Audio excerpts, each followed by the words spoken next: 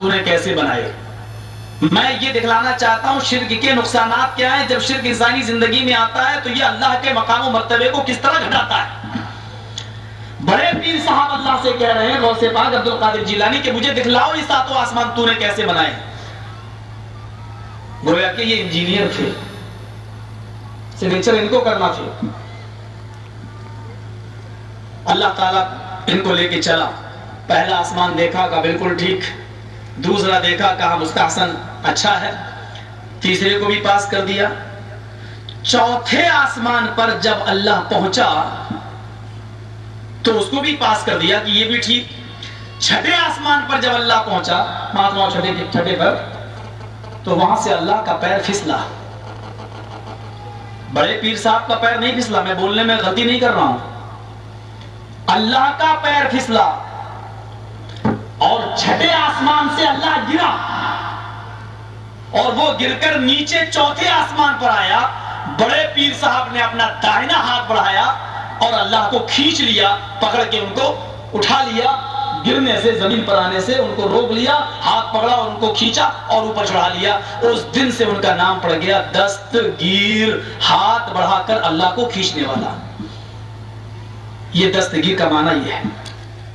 बहरहाल वाकया सुनाया मौलवी जर्जी साहब ने, आपने सुन लिया। इसमें सिर्फ एक बात पे आप ख्याल रखें कि उसने कहा कि अल्लाह गौस पाक को कहां लेकर गया? छठे आसमान तक। और छठे आसमान से जब अल्लाह का पैर फिसला, अल्लाह छठे आसमान से गिरा तो चौथे आसमान पर आया। इससे पहले कि वो और नीचे गिरता, गौस पाक ने अपना हाथ बढ़ाया, अल्लाह को गिरने से बचा दिया। उस दिन से उनका नाम पड़ गया दस्तगीर। और दस्तगीर के मायने मौलवी जर्जिस ने बयान किए कि हाथ पकड़कर, हाथ बढ़ाकर अल्लाह को खींचने वाला। अब यहां सिर्फ एक बात याद रखें, किताब सीरत गौसे पाक, किताब एक ही बता रहे और आज तक ये मौलवी ने किताब दिखाई नहीं। 10 साल से मुतालबा हो रहा है। सीरत गौसे पाक, अल्लाह आसमान पर ले गया। लेकिन उसी जमात का दूसरा मौलवी है, जावेद उस्मान नाम है इसका, जरा इसको भी सुन ले। आपने एक लफ्ज़ जरा ज्यादा बहुत मशहूर है, पीराने पीर अब्दुल कादिर जिलानी का, मालूम है? हाँ, दस्तगीर। दस्तगीर बहुत मशहूर है और लोग भी क्या है, बहुत से लोग दस्तगीर रखे हुए भी हैं। तो दस्तगीर है हाथ पकड़ने वाला। और ये लक़ब अब्दुल कादिर जिलानी को कैसे हुआ मालूम है आपको? इसके बारे में वाक़िया लिखते हैं। कहते हुए भी डर लगता है कि कहीं हमारे तौहीद में खलल ना आए, लेकिन इस वजह से नकल कर रहा हूं ताकि तौहीद आपके जहनों में बैठ जाए।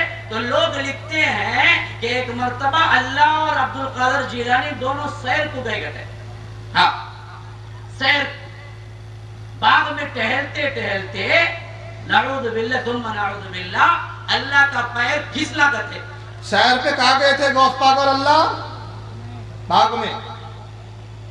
और बाग में टहलते टहलते अल्लाह का पैर फिसल गया। कहानी पूरी वही है। अब आसमान से वो जगह बदल कर हो गई है बाग। अब्दुल कादिर जिलानी पकड़ को उठाए गए। हाँ, याद रखिए, बिल्कुल उसी के लिए नाम पड़ा हुआ है। उसी के लिए नाम पड़ा है दस्तगीर कि गौस पाक ने अल्लाह को पकड़ने, गिरने से बचा लिया। और अल्लाह और गौस पाक बाग में सैर कर रहे थे। मौलवी जर्जिस ने कहा कि आसमानों में थे, छठे आसमान से अल्लाह गिरा, गौस पाक ने अल्लाह को बचा लिया, ये बाग ले गया। अब तीसरा मौलवी देखिए इसी जमात का। अच्छा, एक बड़ी मजेदार बात देखें आप।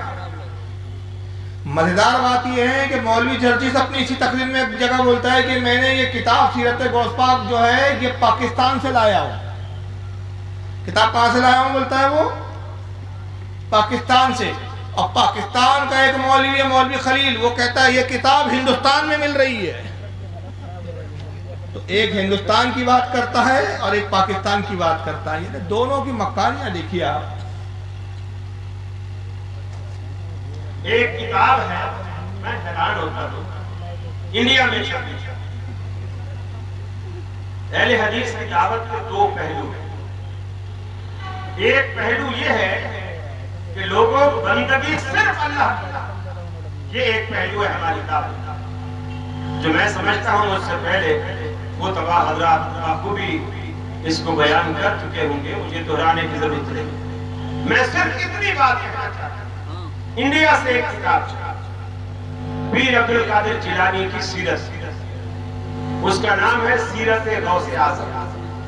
सीरत गौसे आज़म वो किताब चली, उसके सफा नंबर 81 मेरे पास मोबाइल में उसका अक्स, उसका फोटो, टाइटल का भी और उस सफे का भी फोटो। उसके सफा 81 पर पीर साहब की वो जो हम दस्तगीर बोले कहते हैं, वो क्यों कहते हैं, किसकी वजह तस्मिया लिखी है। कहते हैं कि अल्लाह ताला और पीर अब्दुल कादिर जिलानी दोनों जन्नत में सैर कर, दोनों जन्नत में सैर कर। आगे केले का छिलका पड़ा हुआ, नऊज़ बिल्लाह, नऊज़ बिल्लाह, नऊज़ बिल्लाह। अल्लाह की नजर ना पड़ी, पांव पड़ गए केले के छिलके पर, अल्लाह की नजर ना पड़ी। एक ले गया आसमान, दूसरा ले गया बाग, तीसरा बोलता है जन्नत में सैर कर रहे थे। और केले का छिलका पड़ा था जन्नत में, पता नहीं इसकी अम्मी ने केला खा के फेंक दिया था ये छिलका। केले का छिलका पड़ा हुआ था, अल्लाह की नजर नहीं पड़ी, अल्लाह का पैर केले के छिलके पे पड़ गया। अल्लाह साहब जो है वो फिसल गए, गौस पाक ने पकड़ लिया। वही बाकी बाद में वही सुनाया, उस दिन से उसका नाम पड़ गया गौस पाक का दस्तगीर। 3 मौलवी, वाकया एक ही है मगर वाकये में झूठ और फरेब। और तीनों मौलवी से 10 साल से सिर्फ एक सवाल, छोटा सा एक सवाल, भाई जब तुम सच्चे हो हमें इससे गलत नहीं है, किताब किसने लिखी, कौन मुसन्निफ है, क्या नाम है, कहाँ से ताल्लुक रखता है, हमें इससे क्या लेना देना। जिसने भी लिखी, तुमने पढ़ा है, वो किताब हमको दिखा दो, खत्म बात। मगर ऐसी कोई किताब है ही नहीं, तो दिखाएंगे कहाँ से बेचारे। 10 साल से मुतालबा पूरा नहीं कर पा रहे। वजह क्या है, इस फिरके की सबसे बड़ी जो है शातिरपना, या ये समझ ले कि इस फिरके का सबसे पहला उसूल यह है कि जितना झूठ बोल सकते हो बोलो, ताकि झूठ के जरिए लोगों को वर्गला के अपने फिरके में, अपने जहन्नम में लेकर आओ। और हमारे भोले भाले जो सुन्नी होते हैं वो बेचारे देखते हैं यार बरीलों की किताबों के हवाले दे रहे हैं, सफ़ा नंबर भी बता रहे हैं, सफ़ा 81 पे लिखा है, नाम भी बताया, किताब का सफ़ा भी बता रहा है, मुसन्निफ का नाम तीनों ने नहीं बताया कि लिखने वाला कौन है, क्योंकि असली चोर वही पकड़ा जाएगा। लेकिन हम इतने भी हमारे लोग मुतमईन हो जाते हैं, यार किताब का हवाला दे रहा है, बाकी बरेलियों की किताबों में इस तरह लिखा होगा, तो यार बरेलियों का अकीदा सही नहीं है। ये गौस पाक को देखो क्या से क्या बना दिया, नतीजा ये हुआ कि बज़्ज़न होकर वाहियत की तरफ चले गए।